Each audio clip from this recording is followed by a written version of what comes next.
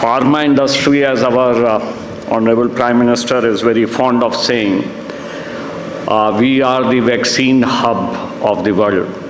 About 50 to 60% of the global vaccines are produced in India. I'm told last year the pharma industry turnover in India was about 65 billion. We exported about 28 billion of pharma. In 2030, the turnover is expected to rise to 130 billion. And by 2047, government's intention is to take it to 450 billion. So we are looking at almost 7.5 times increase in next 23 years. It's obvious that if we have to grow like this, all stakeholders will have to support the industry.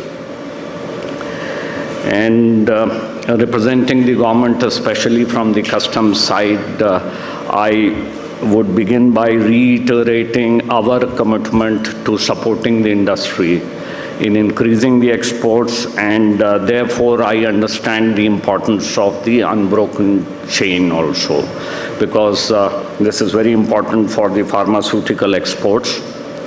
In fact, it is so good that this event is being organized at Hyderabad.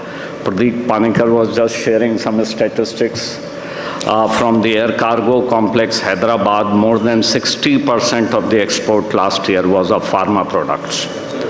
So you could not have found any better place to hold this, Satish. In 23-24, almost 90% of the import consignments in the air cargo complexes across India, and about 93% of the export consignments were facilitated. That means they went in without any human intervention from the customs side. In fact, the statistics at Hyderabad is even better. Currently, we are facilitating almost 96% of the export consignments. So it's just 4% which is getting interdicted. Having said that, it is also important to, in a way, recognize that there are industry-specific issues.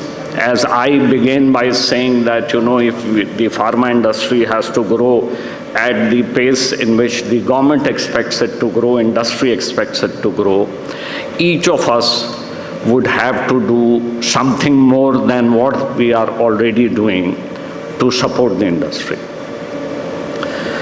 I'm told one of the major issues which has been plaguing the industry logistics is about the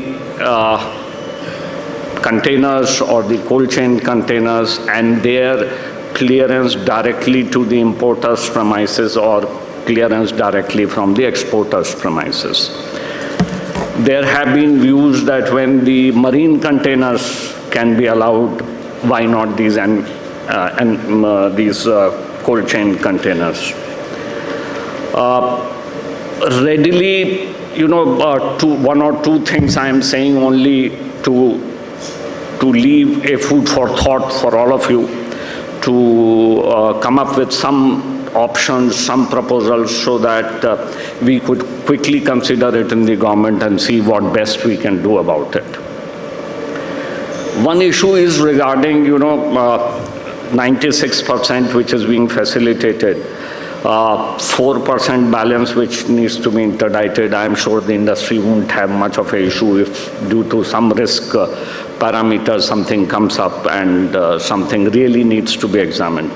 The whole issue is that if the container can be taken to the premises of the pharma manufacturer or the exporter, importer, the cold chain remains unbroken. So the issue is of accounting for of these containers.